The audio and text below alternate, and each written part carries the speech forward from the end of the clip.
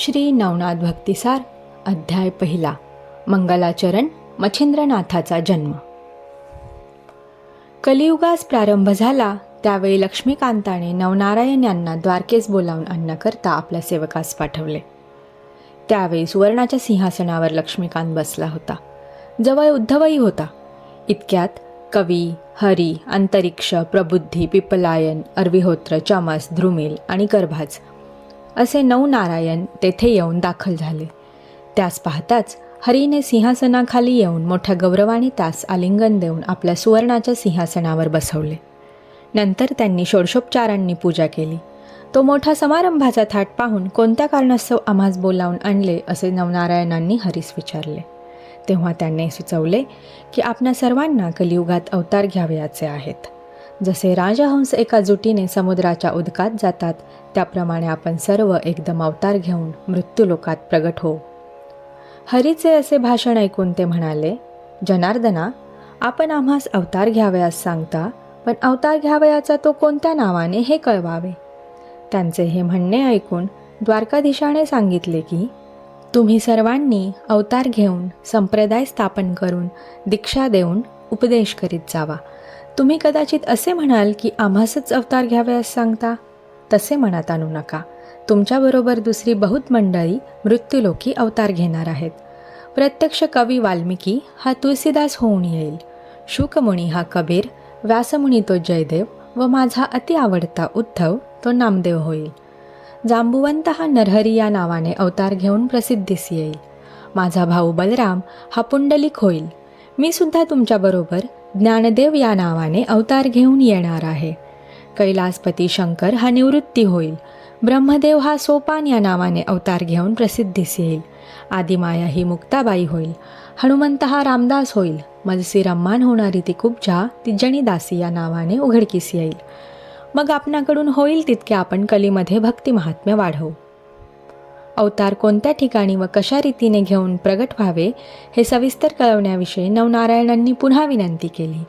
तेव्हा हरीने त्यास सांगितले की पराशर ऋषीचा पुत्र जो व्यासमुनी त्याने भविष्यपुराणात हे पूर्वीच वर्णन करून ठेविले आहे. पूर्वी ब्रह्मदेवाच्या वीर्यापासून 88,000 ऋषी निर्माण झाले. त्या प्रसंगी वीर्याचा काही भाग ठिकठिकाणी पडला आहे. पैकी थोडासा भाग 3दा यमुनेत पडला. त्या 3 भागापैकी 2 भाग द्रोणात पडले व 1 भाग यमुनेतील पाण्यात पडला.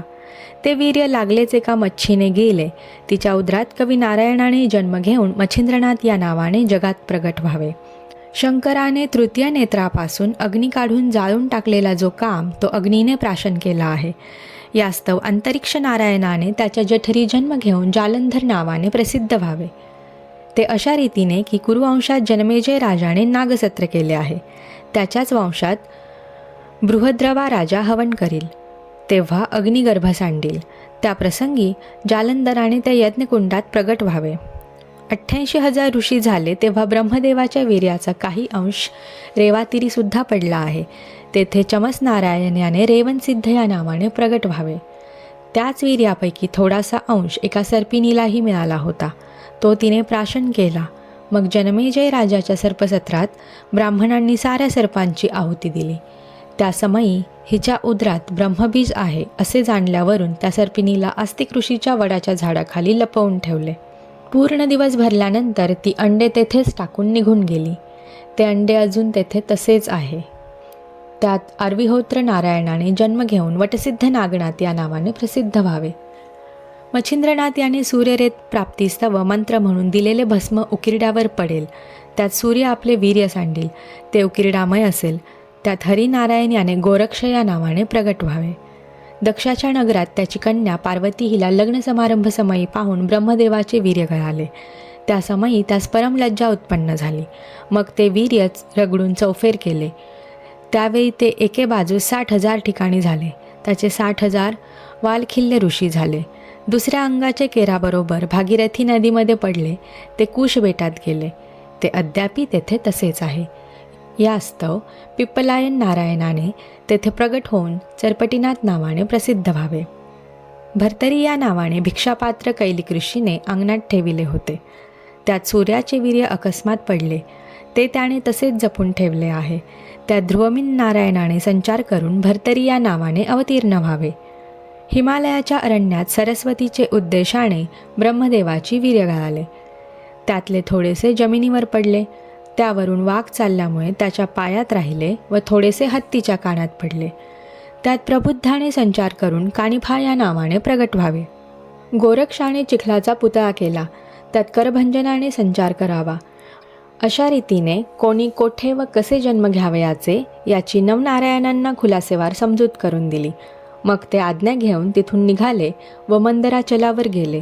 तेथे शुक्राचार्यांच्या समाधीजवळ समाधीस्थ होऊन राहिले. पुढे हे 9 व शुक्राचार्य असे 10 जण निघाले.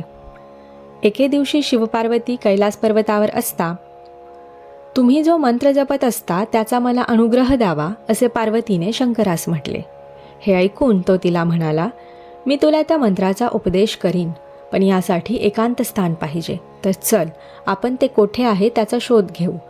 असे म्हणून ती उभयता एकांत स्थान पाहाव्यास निघाली. ती फिरत फिरत यमुनेवर आली. तेथे मनुष्याचा वास नव्हता. यामुळे ते स्थान त्यांनी पसंत केले व तेथे ती उभयता बसली. तेथे पार्वती सुंदर मंत्रोपदेश करू लागले. पण ज्या एका मच्छाने ब्रह्मवीर्य घेऊन यमुनेत प्रवेश केला होता ती गर्भिणी जवळच उदकात होती. तिच्या उदरातील गर्भ तो मंत्र ऐकत होता. तेने करून त्यास शुद्ध ज्ञान प्राप्त झाले व द्वैतभाव नाहीसा होऊन तो ब्रह्मरूप झाला. उपदेश संपल्यावर उपदेशाचे सार काय समजलेस म्हणून शंकराने पार्वतीस विचारले. इतक्यात मच्छिंद्रनाथ गर्भातून म्हणाला की सर्व ब्रह्मरूप आहे. हा ध्वनी ऐकून शंकराने तिकडे पाहिले. तेव्हा मच्छीच्या उदरी कवी नारायणाने संचार केल्याचे समजले. मग त्या शंकराने सांगितले की तुला माझा उपदेश ऐकल्याने पुष्कळ लाभ झाला, परंतु हाच उपदेश मी तुला दत्तात्रेयाकडून करवीन. यास्तव तू पुढे बद्रिकाश्रमास ये, तेथे मी तुला दर्शन देईन. असे सांगून पार्वतीसह शंकर कैलासास गेले. मच्छिंद्रनाथ मच्छीच्या उदरामध्ये तोच मंत्र जपू लागला. पूर्ण दिवस भरल्यानंतर त्या मच्छीने अंडे नदीतीरी टाकून आपण उदकात निघून गेली. पुढे काही दिवसांनी किती एक बकपक्षी मासे धराव्यास यमुना तटी आले. त्यांनी ते अंडे पाहिले व लागलेच आपल्या तीक्ष्ण चोचींनी फोडले. तेव्हा त्याची 2 शकले झाली व एका शकलात ते बालक पाहून व त्याच्या कर्कश रडण्याचा शब्द ऐकून ते भिवून पळून गेले. पुढे तो शिंपला कामिक नावाच्या कोळ्याने पाहिला. त्यात सूर्यासारखा दैदिप्यमान बालक पाहून त्याचे अंतःकरण कळवळले आणि कोणीतरी सावज या कोमल बालकास मारील असे त्यास वाटले. इतक्यात आकाशवाणी झाली की हा साक्षात कवी नारायणाचा अवतार आहे. ह्या बालकाला तू आपल्या घरी घेऊन जा, नीट संरक्षण कर व ह्याचे नाव मच्छिंद्रनाथ ठेव. ह्याच्याविषयी तू मनात किमपि संशय आणू नकोस. ते ऐकून कोळ्याने त्यास घरी नेऊन आनंदाने आपल्या शारद्धता श्रीस दिले व मुलगा आपणाला ईश्वराने दिला म्हणून सांगितले. तिने त्यास घेऊन अति आनंदाने स्तनाशी लाविले. तो पान्हा फुटला. मुलगाही दूध पिऊ लागला. मग मुलास नाहू माखू घालून पाळण्यात निजवले. आधीच त्या उभयतांना मूल व्हावे म्हणून आशा सुटली होती.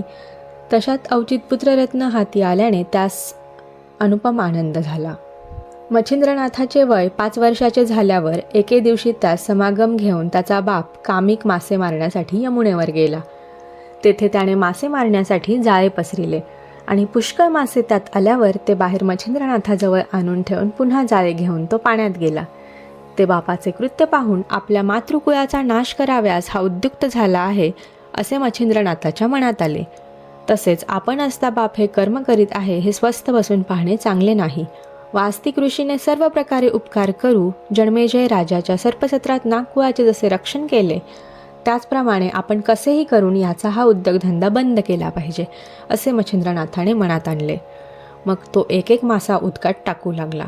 ते पाहून त्याच्या बापास इतका राग आला की तो लागलेच पाण्याबाहेर आला व त्यास बऱ्याच चपराका मारून म्हणाला, मी मेहनत करून मासे धरून आणतो व तू ते पुन्हा पाण्यात सोडून देतोस, तर मग खाशील काय? भीक मागावायला लागेल अशा लक्षणांनी असे बोलून तो पुन्हा उदकात शिरला. त्या माराच्या तिरमिरी समसे मच्छिंद्रनाथास फार दुःख होऊन भिक्षेचे अन्न पवित्र असते व तेच आता आपण खावे असा विचार करून व बाप पाण्यात शिरल्याचे पाहून त्याची दृष्टी चुकवून मच्छिंद्रनाथ तेथून निघाला व फिरत फिरत बद्रिकाश्रमास गेला. तेथे त्याने 12 वर्षे तपश्चर्या केली. ती इतकी कठीण की त्याच्या हाडांचा सांगाडा मात्र राहिला. इकडे दत्तात्रेयाची स्वारी शिवालयात गेली व शंकराची स्तुती करताच शंकराने प्रसन्न होऊन प्रत्यक्ष भेट देऊन आलिंगन दिले व जवळच बसवले. नंतर उभयतांनी एकमेकास नवलवर्तमान विचारले. तेव्हा बद्रिकाश्रमाचे अत्यंत रमणीय अरण्य पाहण्याची दत्तात्रेयाने आपली इच्छा असल्याचे शंकरास कळवले. मग त्याचबरोबर घेऊन शंकर अरण्यात गेला. त्याच समयी मच्छिंद्रनाथाचा उदयकाल होण्याचे दिवस आल्या कारणाने तो योगायोग घडून येण्यासाठीच दत्तास अरण्य पाहण्याची वासना होऊन त्या शंकराचा रुकारही मिळाला. ते उभयता बद्रिकावनातील शोभा पाहून आनंद पावले. अध्याय 1 समाप्त. ओम चैतन्यमच्छिंद्रनाथाय नमः.